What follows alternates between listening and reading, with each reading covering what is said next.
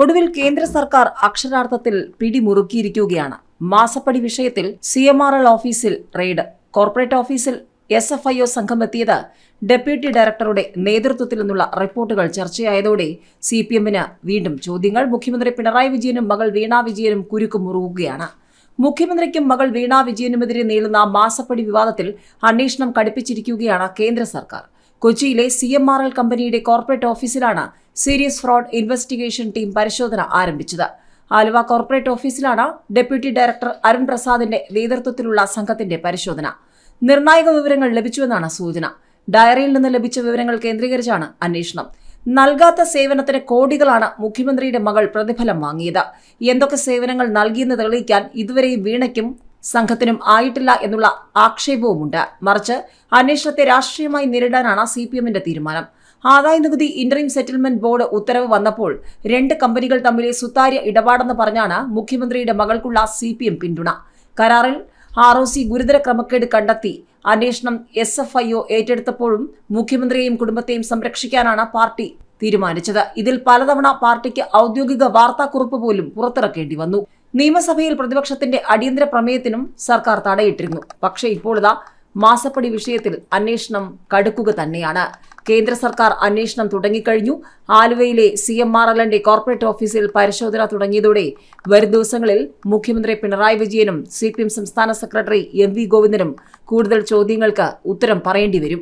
ഏതായാലും ആലുവയിൽ ഓഫീസിൽ ജീവനക്കാരുടെ മൊഴി രേഖപ്പെടുത്തി. ജീവനക്കാർക്ക് ഫോൺ ഉപയോഗിക്കുന്നതിന് വിലക്ക് ഏർപ്പെടുത്തി. ക്രമക്കേട് കണ്ടെത്തി കഴിഞ്ഞാൽ അന്വേഷണം ED-ക്കും CBI-ക്കും കൈമാറാൻ SFIO-ക്ക് കഴിയും. അന്വേഷണത്തെ നിയമപരമായി രാഷ്ട്രീയമായും നേരിടുമെന്ന് പറഞ്ഞ CPM ഇതോടെ വെട്ടിലുമാകും. ആദായനികുതി ഇന്ററിം സെറ്റിൽമെന്റ് ബോർഡ് ഉത്തരവ് വന്നപ്പോൾ 2 കമ്പനികൾ തമ്മിലെ സുതാര്യ ഇടപാടെന്ന് പറഞ്ഞായിരുന്നു മുഖ്യമന്ത്രിയുടെ മകൾക്കുള്ള സഖാക്കന്മാരുടെ പിന്തുണ.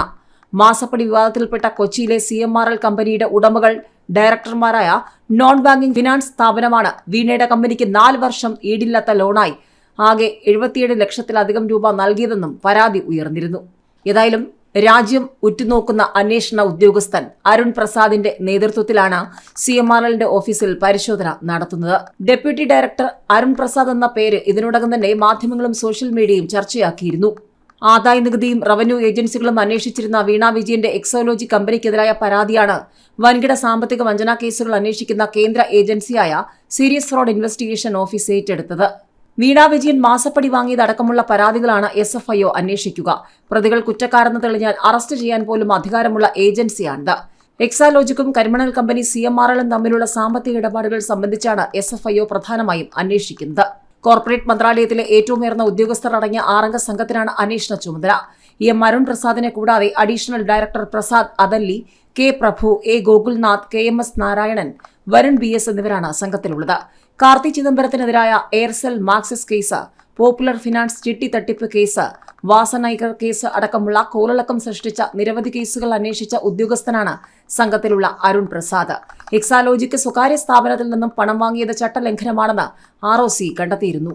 സംസ്ഥാന വ്യവസായ വകുപ്പിന് കീഴിലുള്ള ISTIC, KSIDC എന്നിവയും അന്വേഷണ പരിധിയിലുണ്ട്.